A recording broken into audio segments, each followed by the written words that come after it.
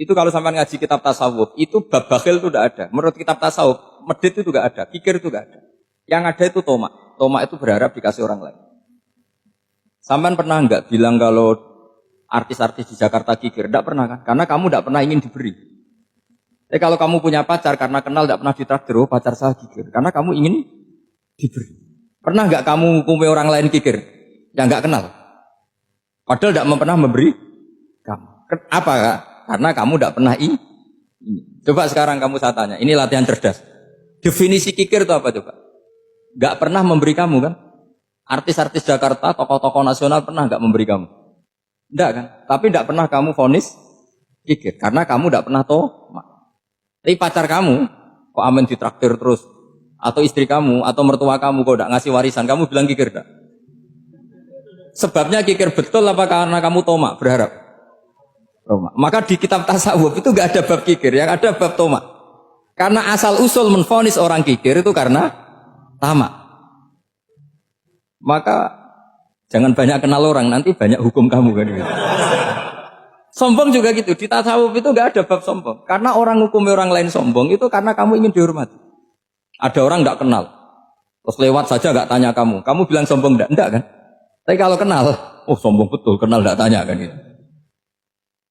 Jadi tasawuf itu sisi unik dari khazanah Islam. Makanya di tasawuf itu enggak ada kritik terhadap kikir.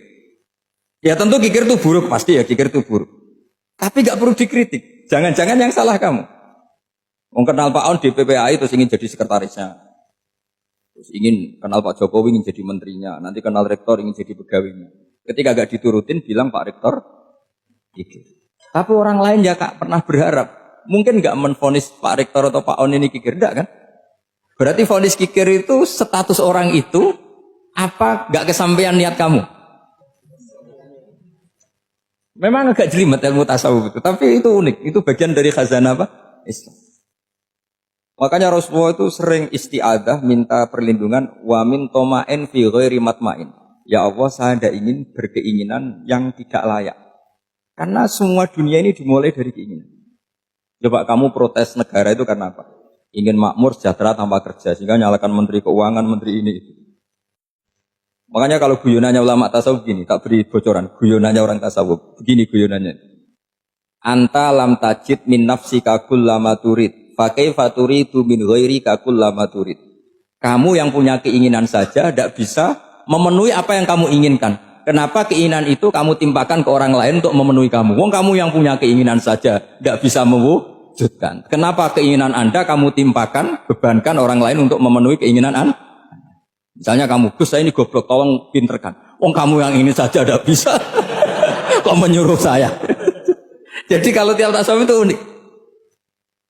Seperti kamu mencintai istri tulen, itu ingin kan dicintai istri tulen. Kamu sendiri kan nggak bisa cinta tulen, masih pelengahan sana sini.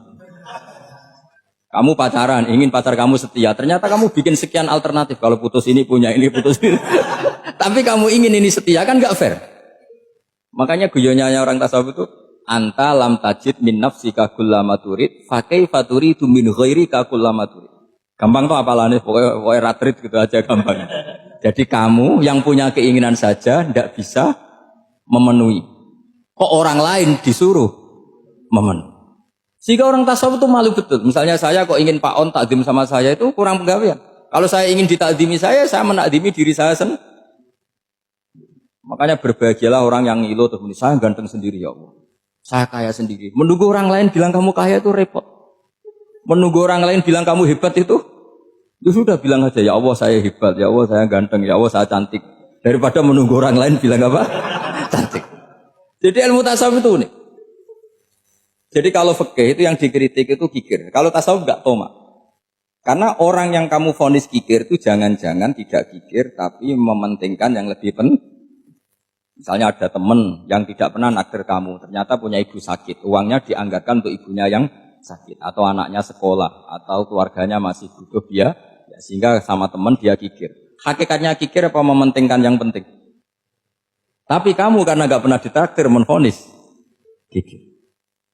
Ini pelajaran. Jadi makanya yang dianteni ilmu tasawuf itu tomak, tamak tadi kalau dalam bahasa Indonesia, bukan kikir. Karena vonis kikir itu akan disematkan orang yang tidak kesampaian hajatnya. Pokoknya bapak saya itu, keluarga kiai itu ajarannya itu. Yang penting jangan berharap dari orang lain. Ini Pak On saksinya, saya dulu benahin terjemah itu nggak pernah ingin diperlakukan seperti ini. Yang ngaji aja. Karena pikirannya keluarga kiai itu sederhana. Kalau ngamal ya ngamal saja. Ngamal itu heroik. Makanya buyut-buyut kita semua ini kan pahlawan semua. Membela negara Indonesia jadi merdeka. Ya nggak pernah kebayang jadi presiden, menteri. Tapi sekarang nggak, ngamal sedikit saja harus jadi menteri. Jadi ini bahaya kalau dalam kelangsungan bernegara. Karena orang biasa transaksional.